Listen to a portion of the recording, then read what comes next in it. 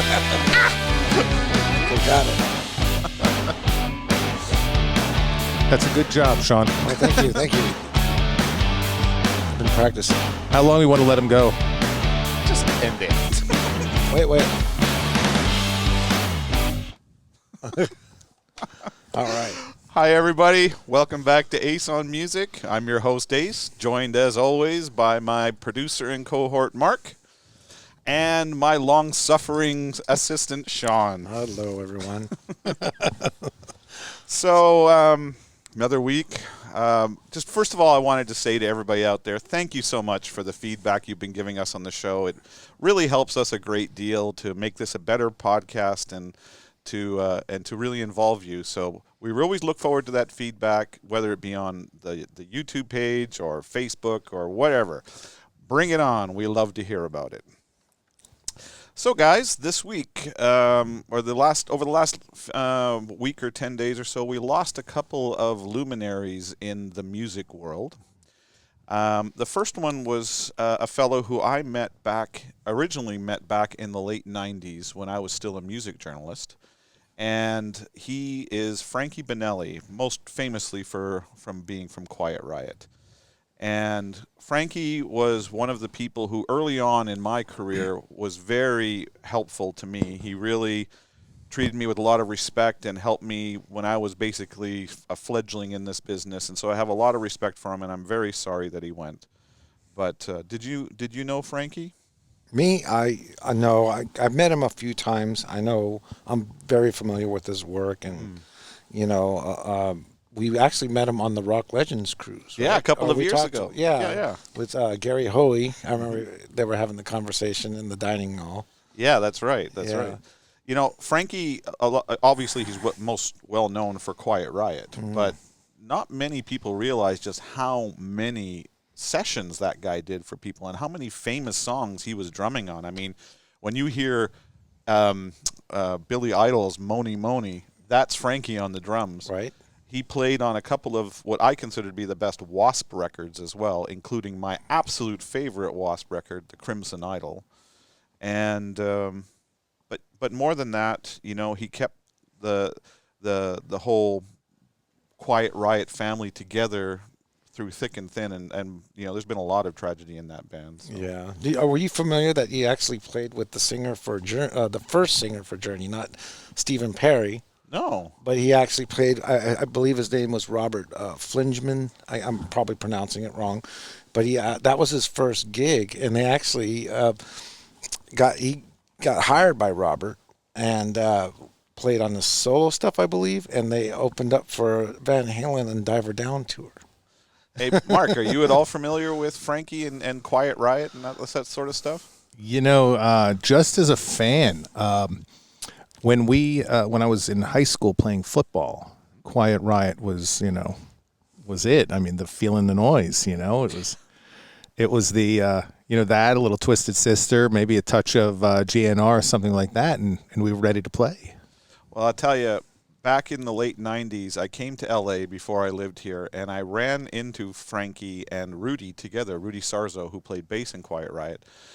And they were at the NAMM show, which, if our readers out there or listeners out there are not familiar with the NAMM show, it's the National Association of Music Merchants. Anyway, so I ran into them at the NAMM show, and I told them that I was doing my own website that was doing interviews with bands, and I asked them if I could get 15 minutes to do an interview, and they said they were busy that day, but show you what kind of guys they are. Rudy gave me his home address and phone number and says, "Why don't you come by on Sunday and we'll have a chat?" And I was like, "Okay." So on the appropriate time, I drove out to the Hollywood Hills, and not only was Rudy there, but Frankie and Kevin, the singer at the time, were all there. They all did an interview with me, and I even got my picture taken in front of Rudy's 4.5 times platinum Mental Health Award, with Nice. all four of us standing in front of it. But no, I have a lot of time for Quiet Riot and for Frankie, and I know a lot of people loved him. And the fact that he got taken by cancer was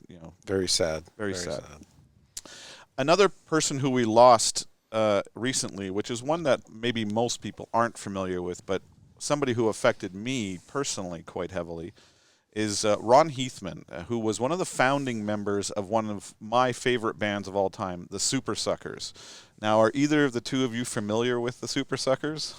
No. Well, obviously, because I know you. Yeah. And Well, and not prior to that, no, to be honest. But the Super you turned me Suckers on are to a band that is very different than almost any other band I've ever dealt with. Now, I did manage them for a few years a while back, but I never did actually get to meet Ron. He was out of the band before I took over, but I heard so much about him and his legacy and all of that sort of thing. So if the thing I'll say about the Super Suckers is if you haven't checked them out, they're well worth your time. I'm not going to try and explain what kind of music they do because they're almost in a category of their own. But they were always a little bit oddball. Like they ended up going to Seattle at the beginning. They're from Tucson, Arizona originally, but they ended up going to Seattle when the whole grunge thing was taking off. And they actually got signed by Sub Pop, where the home of the grunge, although they are not a grunge band. So they were very much an anomaly on that label. But the songs that they did, really, really great records, really worth your time. And Ron had a lot to do with the early founding of that band and everything. So my deepest condolences to the whole Super Suckers family and all the fans who are going to miss Ron. So best wishes to all of them. Yes.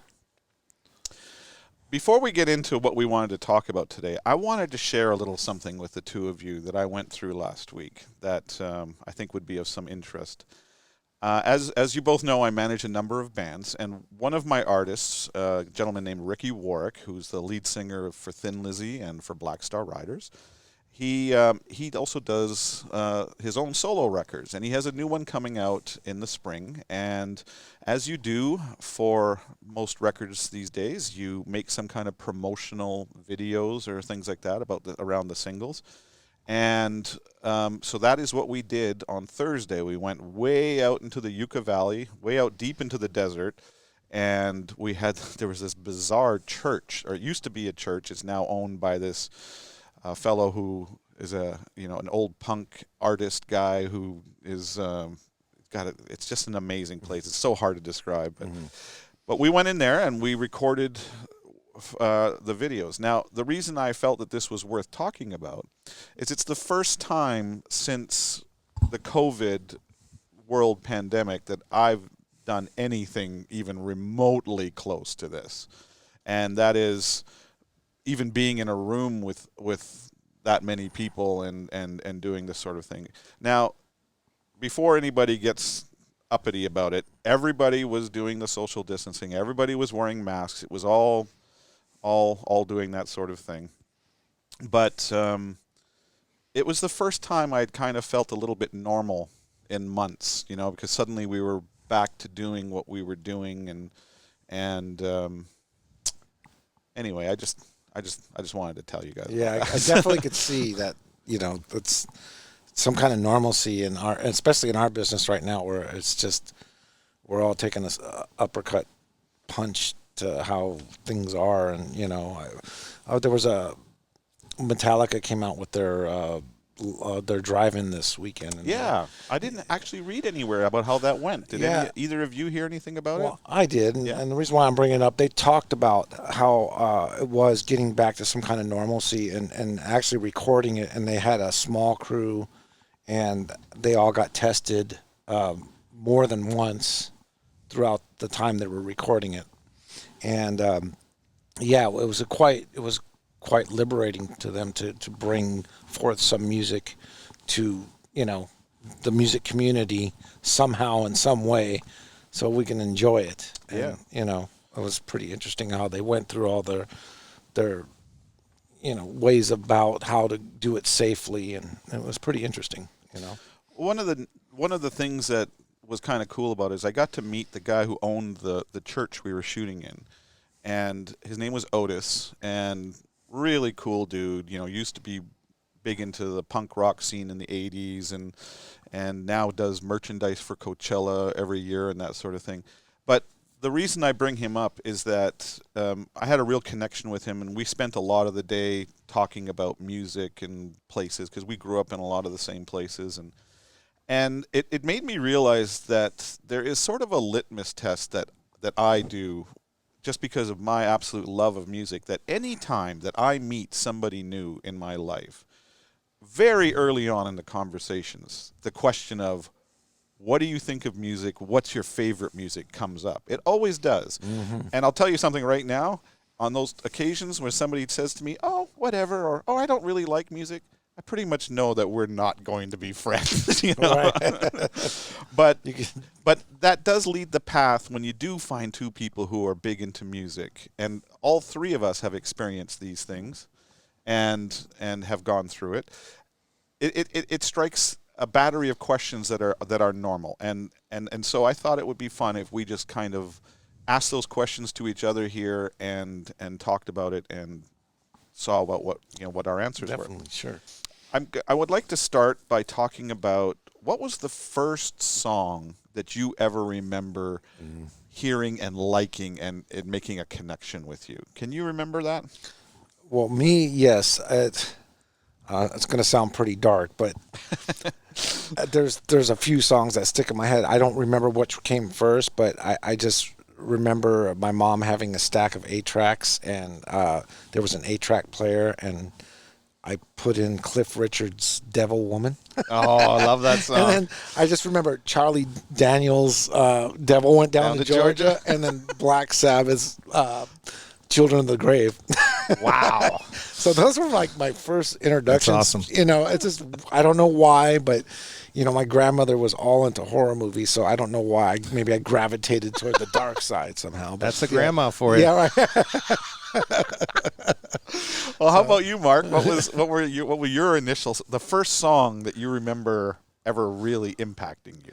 Well, my favorite first song, which is very special to me to this day, is Brandy, You're a Fine Girl. Oh, yes. Brandy had come out while I was only about 3 or 4, and somehow one of my parents must have picked up the album, because I remember playing that album, that one song, over and over and over again, and dancing and singing and connecting to it. And it remains very special to me because Elliot Laurie from Looking Glass is somebody who's a friend of the studio here, and we've done work together and projects, and I continue to be starstruck. And that's pretty rare. Right, it's pretty rare to be starstruck in this business, Yeah. but It is. we're starstruck because of the impact that song had when I was at that very formative age. It's kind of cool.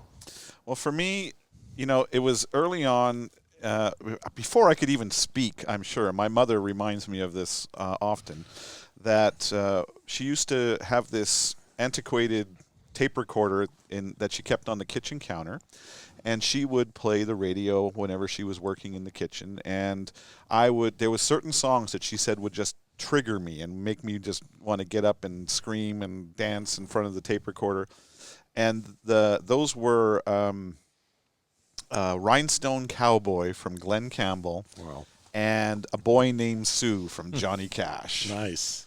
But the first song I ever really remember singing along to and being a part of and all that was The Candy Man by Sammy Davis Jr. Yeah. But none of those were the first record I ever bought, and that's kind of where I want to go next. Now, the first band I ever really got into was Queen around the Night at the Opera time.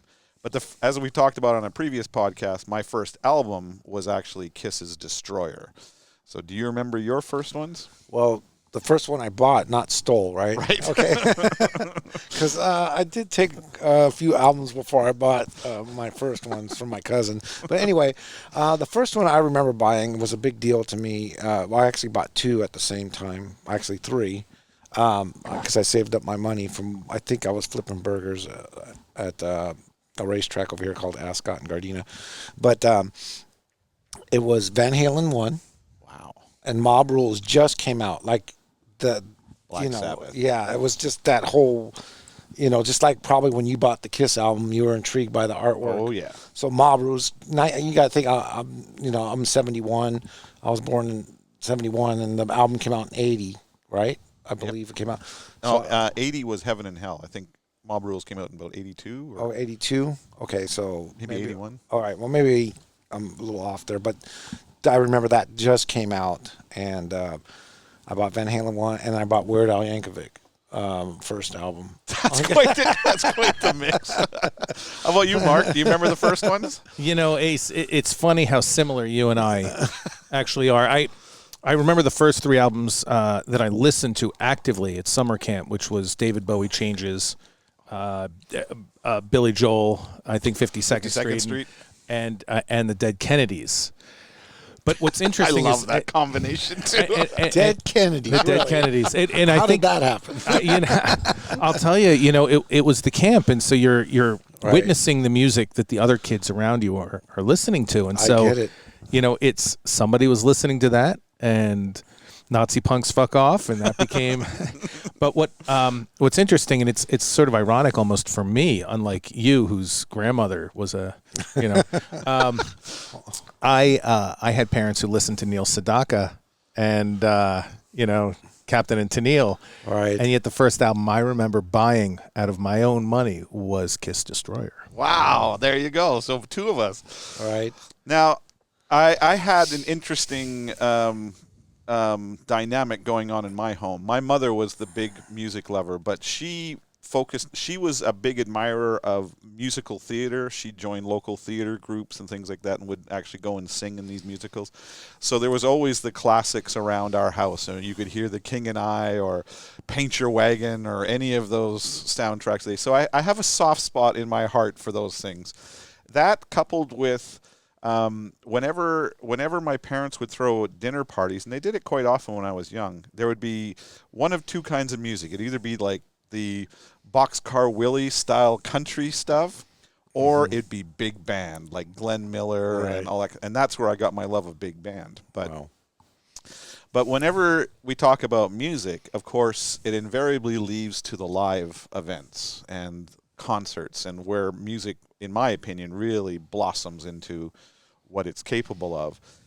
Do you guys remember your first concert? Like, what was the first concert you ever went to, Mark? Well, my first concert was the Kinks. And really? Yeah, I had become a fan somewhere in my earlies, and probably just with Lola or something like that. But I had actually made a deal with my parents, one of those deals that they thought there was no way I could win. And I said, if I can do this, if I clean up the whole house or whatever it was, I get to go see the Kinks playing at Madison Square Garden. Wow. And I did it, and they were blown away because I couldn't have been more than 10 or 11. And they let me go. They didn't think I'd make it, but they put me on the train up into New York Penn Station, and I had one friend, not much older, maybe 1 year older than me, and the 2 of us, we went and saw the Kinks. Nice. That's At cool. MSG, yeah. How about you, Sean? Well, mine's a little complicated because when I was a kid, I tried to stay away from home as much as possible. So at a very early age, I wasn't like running away from home, but I was trying to get to a lot of gigs, and I was underage, and I was hanging out with a lot of older people. So what I would do is I would go to gigs, and knowing I couldn't get in because I was underage, I would hang out in the parking lot. Okay. So, but the first big concert I've been to, and I'll never forget it, and it was really hard for me to get in, it was Iron Maiden's Sanctuary Tour.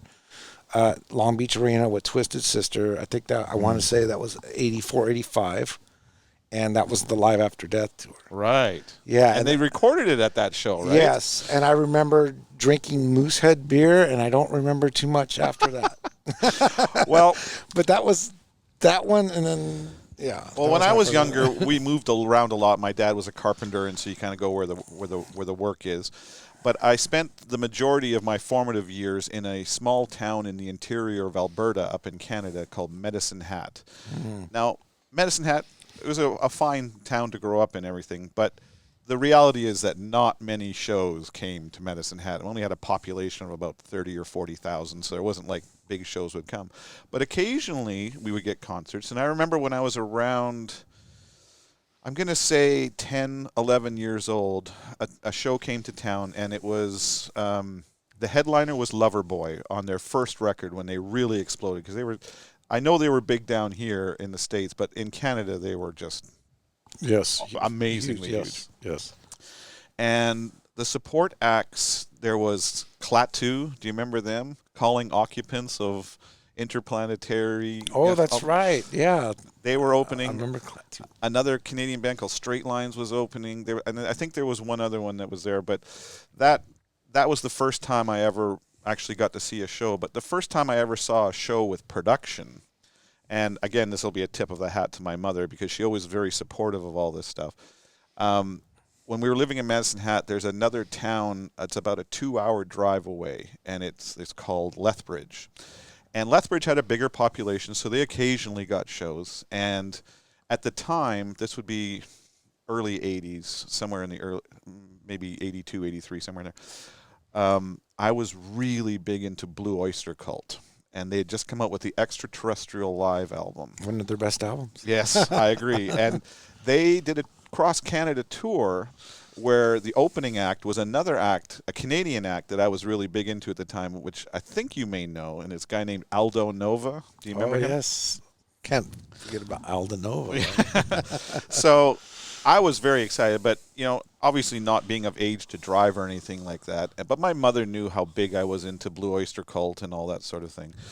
And considering that she's a born-again Christian and, I had to hide a lot of things from her, that probably would have rubbed her the wrong way. We all did, I think. Yeah. But she was pretty supportive. And she drove me the 2 hours to Lethbridge, so then sat in the car because she didn't want to go into the show, waiting for me to go through the concert. But she told me afterwards that halfway through the show, she needed to use the restroom. So she went up to one of the guards at the arena and said, "Look, my son's in there watching the show, but I really need to use a bathroom." And the guy said, "Just go in," So she watched like the last half of the show.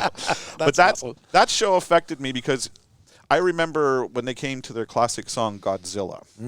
And in my complete novice mind of live shows, they were doing this preamble at the beginning of the song. If you listen to the live album, you'll hear the preamble. But, he's talking about how Godzilla is going to break free and going to attack the city. And in my mind, in my 10-year-old or 11-year-old mind, I was waiting for this guy to come running out in like a costume, right? Right. Oh, no. Curtain drops, and this massive head and shoulders of Godzilla is perched behind the drummer, and it's spewing out fog for smoke, and its head's turning everything, and there's the roar of it, and I just went, what is that?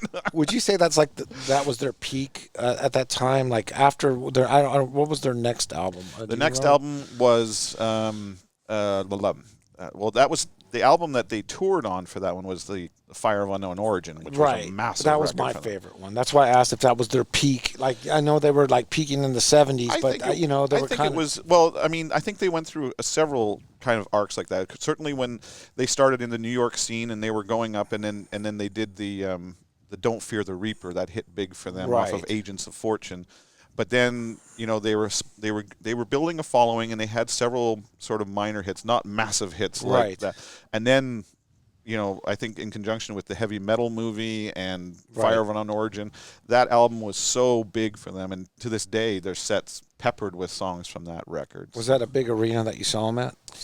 Well, Lethbridge Arena, I'm not sure what its seating capacity is. Maybe it's, in Canada, we're all about hockey, right? So they're all hockey arenas, and it was done Kiss played in that same venue. Okay, I saw Kiss. It was a pretty big venue then. Yeah, I saw Kiss on the Animalized tour there and that sort of thing. So kind of like our Forum, maybe. I don't think it was anywhere near as big as the Forum. Okay, all right. So, all right, fair enough. But so in the business that especially that Sean and I in, and to some degree that Mark is in, we invariably end up meeting a lot of rock stars and famous musicians and things like that. So I thought it would be kind of fun to just talk about who was the first rock star that you ever met, Mark, in person. Well, I can't handle the fact that there's a green screen behind me.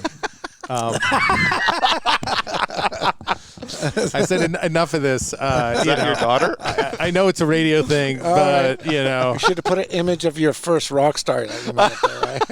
I can't anticipate Ace's questions. If I could have, I probably would have popped on. So the first person who I met was actually Bruce Springsteen at a 7-Eleven. Really? So where at? It was Jersey Shore. It's where I grew up. Oh wow. Yeah. So we were all Springsteen guys. I mean, it was hard not to be. If you weren't a Springsteen guy, you were probably a Bon Jovi guy. Right. Hey, that was our world, and but Bruce, I guess. I mean, I was young. I was in high school, but Bruce was seemed like a normal guy, and people would always see him around. And for years, I had heard of people bumping into him. I'd seen him at the Stone Pony and all that, but that was the first time I bumped into Bruce. Wow. Yeah, it was pretty cool. And tell me, was he cool to you? He was. So I actually, I said, "Hi, Bruce," and he said, "Hi there." That's it. No, as far as I'm concerned, that's awesome.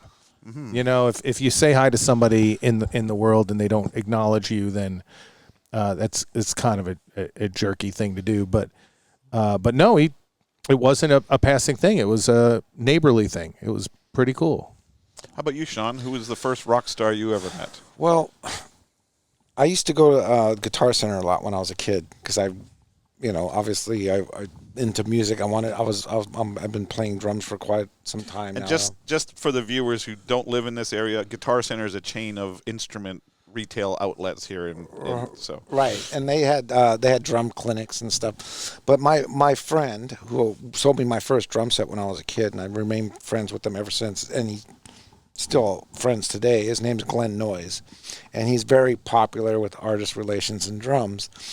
And I remember walking into Guitar Center one day, and he's talking to Peter Criss, and and I just went, "That's Peter Criss." And he said, "Oh, you want to meet him?" I'm like, "No." He's all, "Hey, this is Sean, Peter Criss." I'm like, blah, blah, blah, blah, blah. It was a big deal.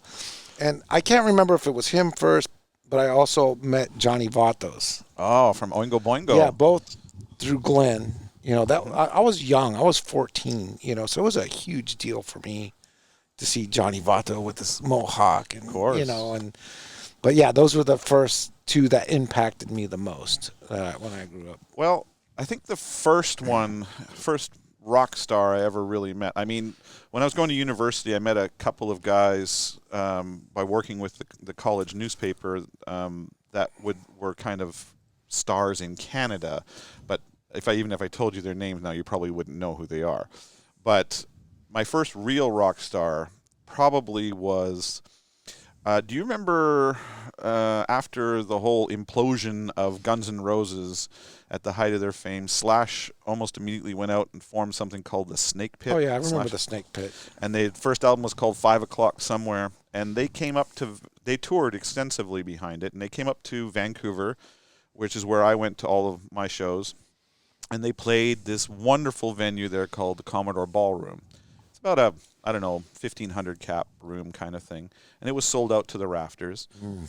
And I had never met a rock star or anything like that. My brother and I, we drove 4.5 hours to get to this show. And we were walking down in the downtown area near the venue, and we saw what had to be tour buses. And we thought, gee, I wonder if that's, Slash's tour bus or whatever. Right. And so we kind of casually hid around the corner in the alley, and we were kind of watching to see if we could see anything. And then he came walking up the street. He had been down a few blocks away at a radio station doing an interview, and then he was walking back to the bus. And, we walked up to him, and he shook our hands, and he signed our autographs, and he said, great to meet you and everything. And nice. It was a fantastic encounter. So you went to the show that night? I did. Didn't he have like an actual snake pit where they put people in the middle of the stage? That actually came later tour, the second album. Oh, okay. But yes, they did do that. Because I remember our local radio station, KNAC, was giving away tickets to be inside that pit. Yeah. Okay. And in fact, I think when I saw them on the second album, I want to say they were opening for AC/DC out at Blockbuster. Okay. On the Stiff Upper Lip tour or something like that. Okay. But now, when you talk about rock stars and concerts and all that, there's sort of the crown jewel of concerts, in my opinion, is festivals. I mean, you get to go, you have tens of thousands of like-minded people, and usually a plethora of great bands in a certain genre that you get to see a lot of music in a very short period of time. So, do you remember the first festival you ever attended? No. I think I was in the parking lot puking, and Okay, well, let me change the question then. You've been to a lot of festivals with me, I know that, right, and right. you've been to a lot of festivals even without me. Do you have a comment on what your favorite festival of all time was? The first one I really remember the most was Monsters of Rock with Metallica, Scorpions, Van Halen, and Kingdom Come. Right. There might have been another band. I don't Alice know. in Chains was maybe in there? No. Doesn't matter. But that one, that was amazing. That was over here at the LA Coliseum, and we had tickets way on top, and I was part of that generation that just broke through the barriers and went to the floor, and that was the biggest one I remember. And then there was one prior before that, which was I wasn't too much into the music, but my friends got me to go to this festival, which was a Poison, Hurricane, Leatherwolf. Wow.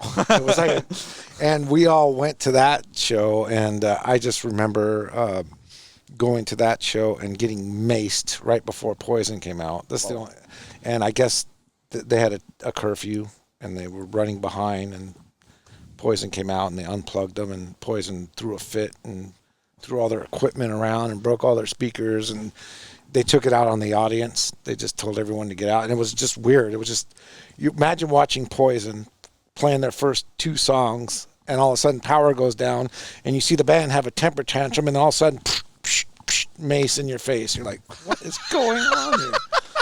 Get out of here. I was like, okay, those are the two festivals I remember the most. How about you, Mark? What's your favorite festival story? It's hard for me to say because I don't know what the difference was between a big concert and a festival. So I had the opportunity to see Live Aid on this. That's definitely a festival. That's a festival. I mean, I saw Amnesty and Woodstock 2 and all these other. So Woodstock 2 is definitely a festival. Yes. Did you go see the US Festival at all? No. Oh, okay. No, I was in the parking lot. I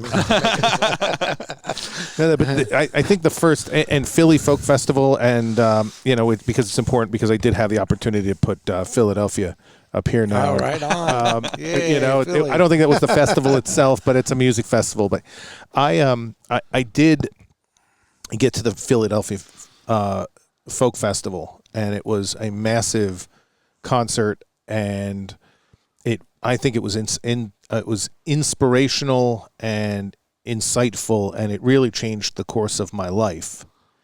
But at that point, I had already been in the music business. But that was the time where it became fundamental. So let me ask you a question. You were at the Philadelphia Live Aid show. I was, yeah.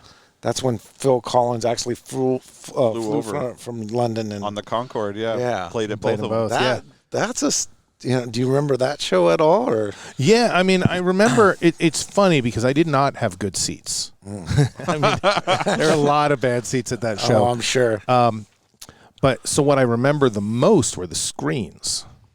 The screen, what happened on some of those screens was pretty incredible, including but not limited to the Wembley scene for Queen. Right. And so it was just an amazing thing for a high school kid, right, to get to do, a fairly young high school kid to get to do. So yeah, it's cool because you always hear about the London shows. You don't hear about too many people going to the Philly one. Yeah.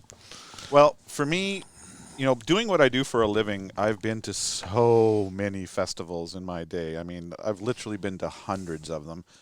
But one of the earliest ones I ever really remember going to, this would be maybe 2005 or somewhere in there, was what's now called Download Festival. It was called Monsters or Castle Donington there or whatever. Okay. Now it's called Download Festival. But Download was always special to me, but no more than about 4 or 5 years ago, maybe a little longer. The headliner on the first night was Slipknot. The second night it was Iron Maiden, and on the third night it was Rammstein. And when Iron Maiden, Slipknot, they had torrential downpour during their thing. They don't call it Drownload for nothing, okay? But is that what they call it, Drownload, because it rains a lot? Yeah, and it's like 110,000 people there or something. And I remember Slipknot putting on this show, and at one point Corey Taylor gets the entire audience to sit down in the mud to do this incredible leap into the air and get 110,000 people to do it at one point. And I thought, wow, that's real power over an audience he has. But the next night, Iron Maiden showed the world what spectacle was when I remember standing with Kevin Shirley, the guy who produces all of their records, in the backstage. And we were talking and chatting, and all of a sudden I noticed this airplane was circling around the whole event. And I grew up being a big fan of World War II hardware, and I was looking at Kevin. I said, "Is that a Spitfire World War II British fighter plane flying around?" And we both look up, and all of a sudden I saw it circle around the end of the field, and all of a sudden it came down, and you could see it lowering its altitude, and it came so that it felt like it was maybe 5 feet above the audience, and it buzzed the whole crowd, went right towards the stage. Right as it was coming at the stage, it pulls up into a climb. The pyro goes off. Iron Maiden starts the show. Wow. And I just sat there and I went, that is the coolest thing I've ever seen. That was an actual real plane. A real airplane, yes. Wow. And then, of course, not to be outdone, the next night, and if you have never seen this band, you owe it to yourself, but Rammstein played the third night. I've seen Rammstein. Oh. I actually saw them before I even heard their music, and that made me fall in love with their music. Man, I mean, great show, right? Pyro, Yes. like on no level that I've ever seen before. I mean, we were walking around backstage afterwards, and I think they had like 13 or 15 semi-trailers just for the pyro on their stage. Wow. So, I'm not surprised. What Anyway. I saw a lot of pyros. anyway, so I guess that was kind of fun. So I just wanted to say thank you to Mark and Sean for being on the show this week. Thank you. And to thank all of you, our viewers. Remember, you can always send us feedback at acetalksmusic@gmail.com. We're on Facebook, Instagram, Twitter. And I also wanted to tell you about something we're doing for our Patreon fans now. Starting this week, we are going to be launching a new segment that will be available only to Patreon fans.